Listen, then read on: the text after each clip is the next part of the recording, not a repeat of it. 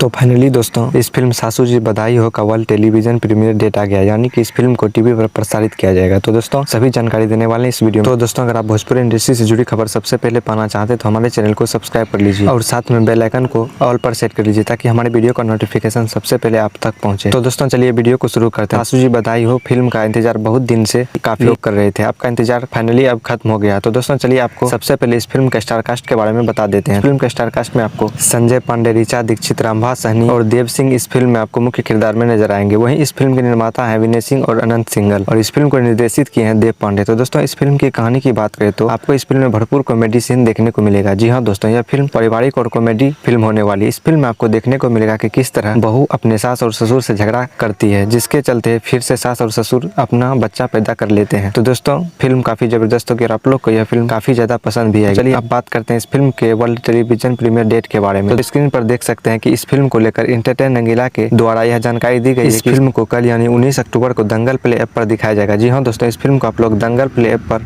19 अक्टूबर को देख सकते हैं। तो दोस्तों यही अपडेट था इस फिल्म के बारे में। तो अगर आपको वीडियो अच्छी लगी हो तो वीडियो को लाइक और चैनल को सब्सक्राइब कर लीजिए। मिलते हैं अगली वीडियो में, तब तक के लिए धन्यवाद।